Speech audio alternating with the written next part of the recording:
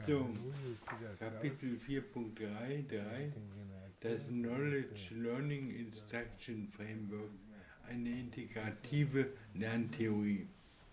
Ähnlich wie Siemens und Downs sind auch Ködiger, Corbetti und Perfetti mit ihrem KLI-Framework angetreten, um bestehende Defizite in der Lerntheorieentwicklung zu adressieren.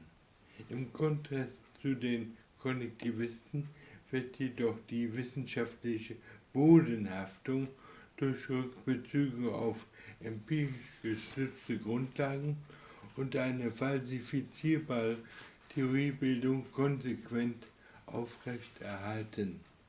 Mit dem Rahmenmodell verfolgen sie insbesondere das Ziel, lerntheoretische Analysen logisch und mit instruktionalen Empfehlungen zu koppeln, bei Aufrechterhaltung einer im Vergleich zur ATR praxistauglichen Modellierungstiefe.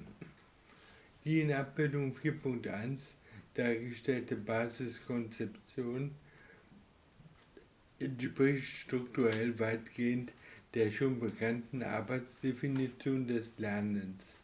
Durch instruktionale Ereignisse in der Umwelt des Lerners, zum Beispiel eine Demonstration des Addierens im Unterricht, werden beim Lerner internale Lernereignisse ausgelöst, durch die eine Reihe von Wissenskomponenten erzeugt werden. Diese werden wie Lernereignisse als nicht direkt beobachtbar angenommen, können jedoch durch Beurteilungsereignisse, Verabschiedung eines Additionstests erschlossen werden. Vorhandene Wissenskomponenten können zudem auf eine falsche Rechenregel erlernt werden. Normal.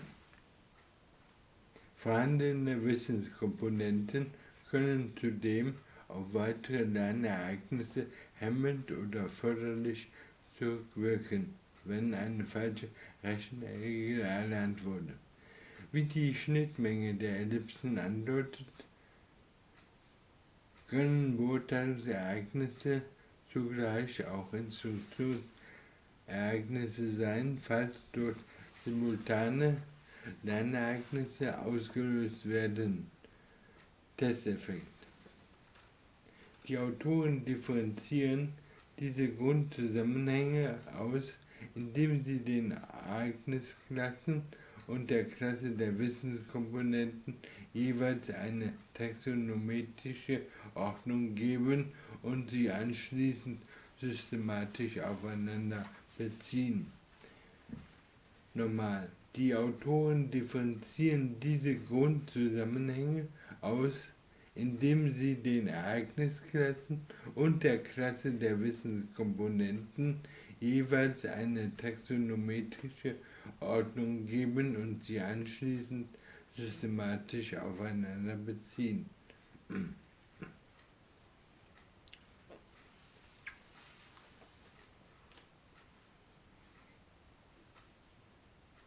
Die zur Lösung einer Aufgabe benötigten ausführbaren Wissensstrukturen werden als Wissenskomponenten bezeichnet. Der Begriff ist generalisierend angelegt und deckt Wissensarten unterschiedlicher Komplexität gleichermaßen ab, wie zum Beispiel Assoziationen, Fakten, Konzepte, Kategorien, Prinzipien, Regeln, Heuristiken, Schemata und dergleichen. Nochmal wiederholend. Zur Lösung der Aufgabe benötigten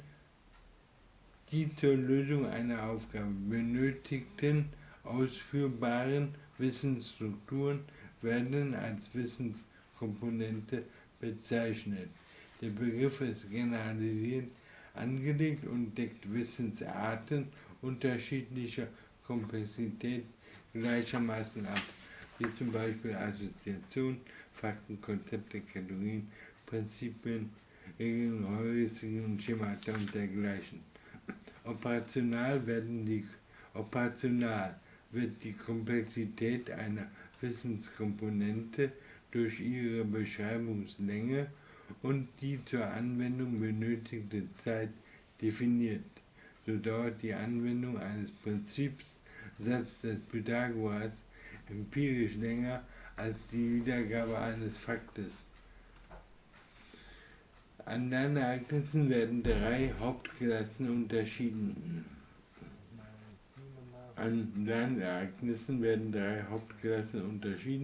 Nämlich die Gedächtnis- und Flüssigkeitsprozesse, die für einen zuverlässigen und automatisierten Abruf von Wissenskomponenten sorgen. Zweitens Induktions- und Verfeinerungsprozesse, die für den Erwerb von möglichst korrekten und weder über- noch untergeneralisierten Wissenskomponenten sorgen. Und drittens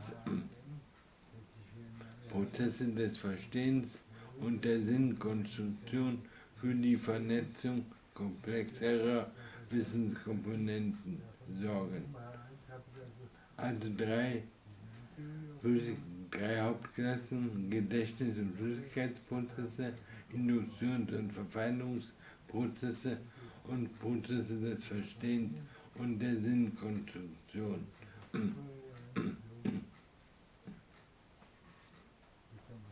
Instruktionale Ereignisse schließlich werden danach gruppiert, das ist die zweite Einheit.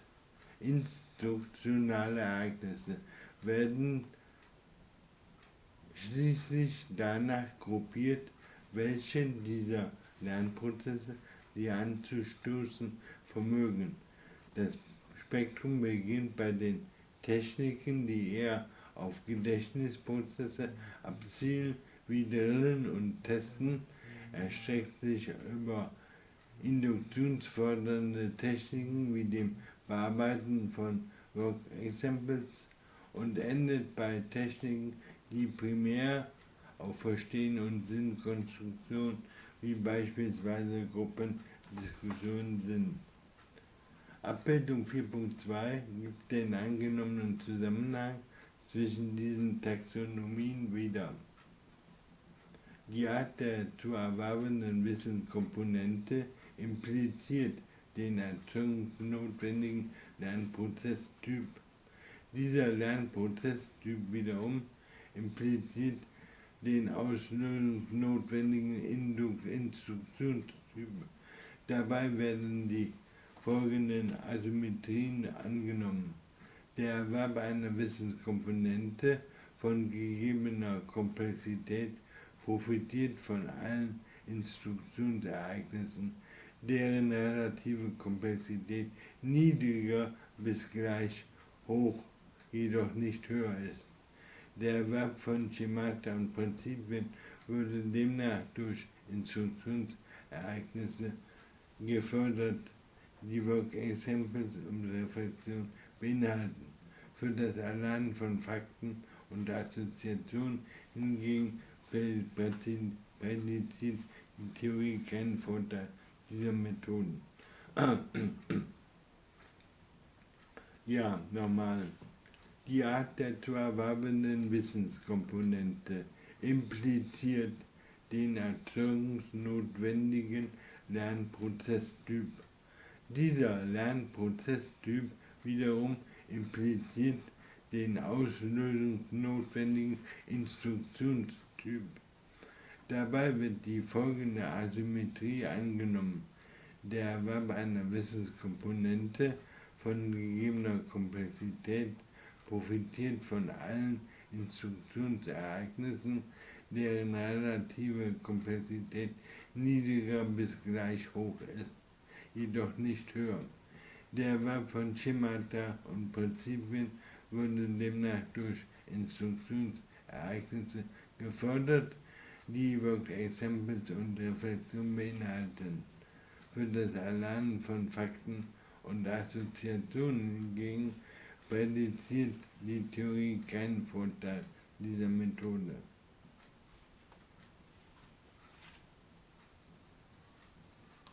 Konkret bedeutet dies beispielsweise, dass für das Erlernen einer einfachen Assoziation wie der römischen Schreibweise von 3 als 3 Striche es keinen Vorteil bringt, komplexere, sinnverstehende Lernprozesse per Reflexion anzustoßen, da es bei dieser einfachen Wissenskomponente nichts zu erklären gibt. Hier genügt ein primär auf Gedächtnis und Flüssigkeitsprozesse abzielender instruktionaler Drill dieser Assoziationen. Umgekehrt erfordert das Erlernen einer komplexeren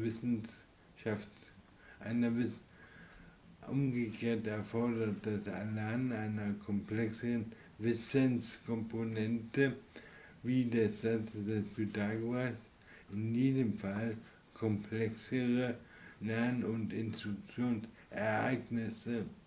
Der Satz ist auf ganze Klassen von Fällen anwendbar, was induktive, generalisierungsfördernde Lernprozesse notwendig macht. Zudem ist er logisch rational herleitbar, was sinnstiftende Lernprozesse notwendig macht.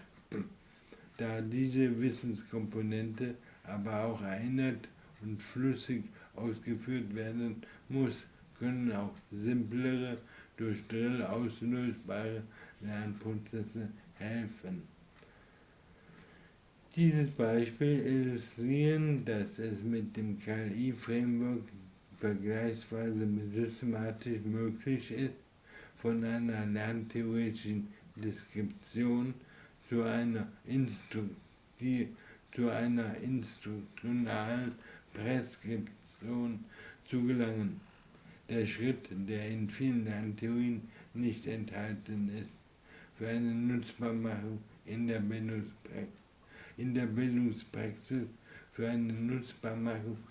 Bildungspraxis jedoch unabdingbar ist. Bemerkenswert ist zudem, dass das Framework domänenunabhängig angelegt und deshalb universell einsetzbar ist.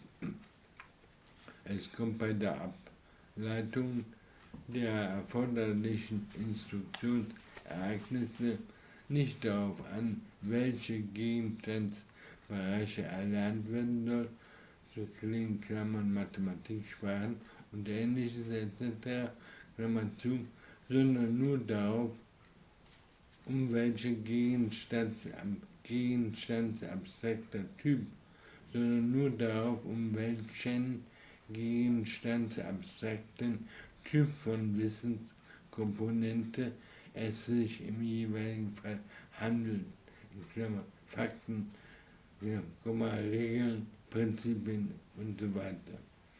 Und welche Lernereignisse erzeugungsnotwendig sind. Kritisch gesehen muss das Framework bei seinem jetzigen Entwicklungsstand zwar einiges an kognitiver Plausibilität aufweist, aber noch nicht bis in allen Details empirisch validiert, zum Beispiel bezüglich der Asymmetriehypothese und theoretisch systematisiert ist, etwa was die Vollständigkeit und Überschneidungsfreiheit der Taxonomie-Inhalte betrifft. So fehlt etwa noch eine Taxonomie der Beurteilungsereignisse. Ende Kapitel 4.3.3. Ja, Punkt 4.4 Fazit. Wie die Attribute präzise, populär und integrativ aus den letzten Überschriften angedeutet haben, sind breiter angelegte Theorien des Lernens diversen Zielkonflikten ausgesetzt. Präzision bei der Erklärung von Lernphänomenen ist zum Beispiel mit ACTR möglich, muss aber durch eine aufwendige und feinkörnige Analyse erkauft werden, die fast nur Experten leisten können. Gegenteilig dazu verhält sich der Konnektivismus, der selbst für komplexere soziale Lernphänomene eine leicht verdauliche Interpretation bereitstellt und damit sogar virale Popularität erzielen konnte. Der Preis dafür ist jedoch eine nicht mehr wissenschaftlich zu nennende Erklärungsgüte. Dem integrativen KLI-Framework gelingt es noch am ehesten, analytische Präzision mit praktischer Anwendbarkeit zu kombinieren, ohne die genannten Nachteile zu übernehmen. Damit präsentiert es sich als popularisierungswürdige und ausreichend tragfähige Plattform, von der weitere Forschungen ausgehen können.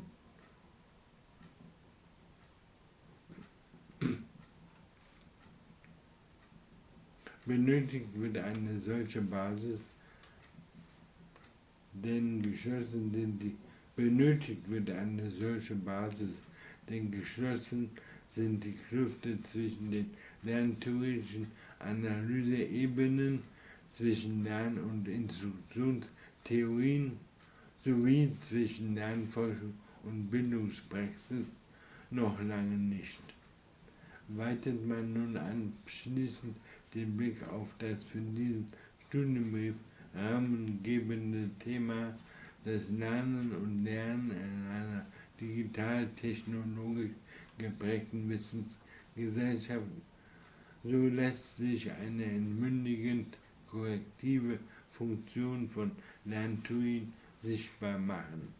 Wieder und wieder haben sich in den vergangenen Jahrzehnten Teile der pädagogischen Profession von den immer neuen technologischen Entwicklungen blenden lassen und ihnen leichtfertig Bildungspotenziale und didaktische Mehrwerte zugeschrieben.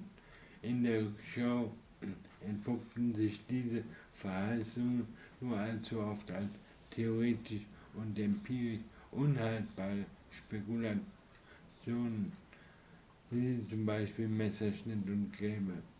Solchen Trugschlüssen entgehen kann nur, wer zu einer systematischen lerntheoretischen Analyse in der Lage ist.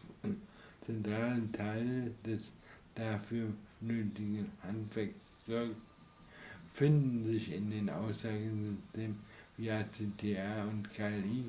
Von ihnen gilt es daher, Gebrauch zu machen. In diesem Sinne sei der Leser ermuntert, sich über die hier dargebotenen Theorie-Skizzen hinaus mit dem lerntheoretischen Einmaleins vertraut zu machen. Ende Kapitel 4 und dieser Lektion über Lerntheorien. Ich auch.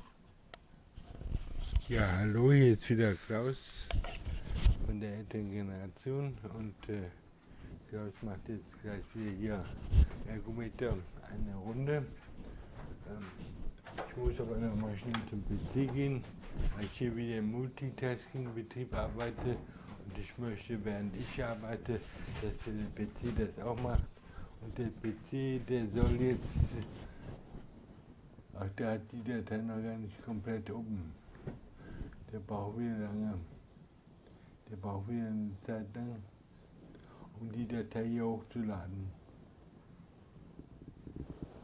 Ja, was haben wir denn jetzt hier, 50 Minuten oder so? Und zwar möchte ich jetzt das Sesselwort, das ich heute Morgen gehalten habe, das möchte ich jetzt hier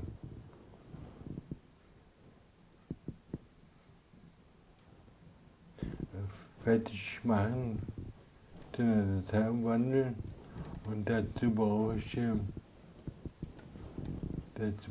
jetzt Das jetzt hier, der leitet im Moment die Audiodateien und das dauert und dauert.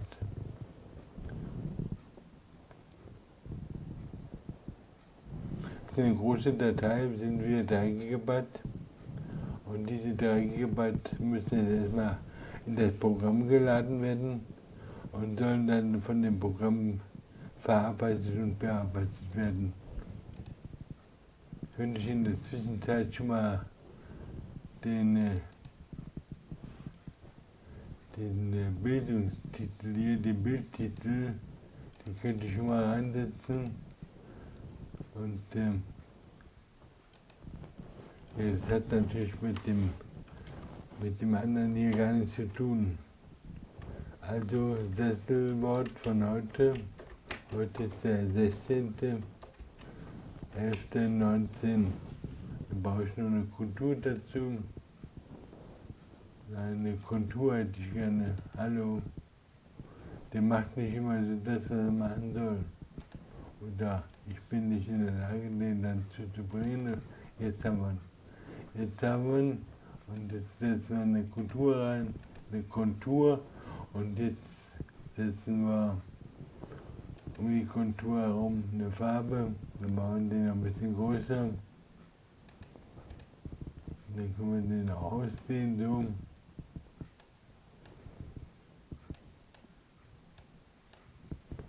Damit der nicht zu groß ist. Ja, jetzt haben wir den, genau. Und jetzt möchte ich hier so einen Titeleffekt reinbringen.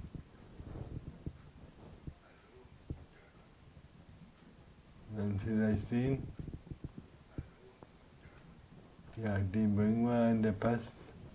Und jetzt haben wir auch den ersten Teil hier. Videolautstärke können wir ein bisschen runtersetzen. Und jetzt können wir, ja, jetzt können wir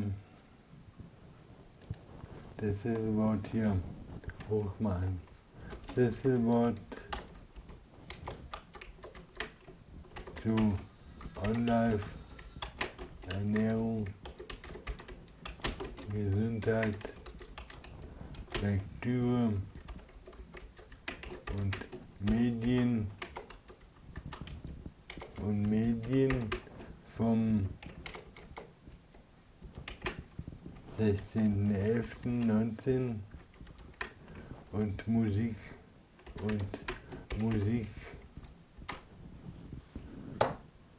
Jetzt haben wir aber heute kein visuelles dabei, nichts visuelles. Was visuelles möchte ich auch noch dazu haben. So. Und den können wir dann auch nochmal visuell machen, so. Und dann muss man das Ganze nochmal abspeichern. Sesselwort vom 16.11.19 zu On-Life, Ernährung, Gesundheit, Lektüre, Medien und Medien mit Musik und Farbe und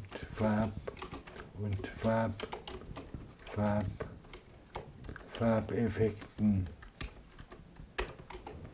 Okay, das soll es gewesen sein von hier. Jetzt kann der arbeiten. Und jetzt gehe ich mal rüber und versuche mal vielleicht sollte ich hier nochmal einen neuen Start machen. Das machen wir jetzt hier nochmal. Und jetzt geht es darum, meine Ergometer zu machen. Die habe ich schon eingestellt. Heute sind wir Programm 9.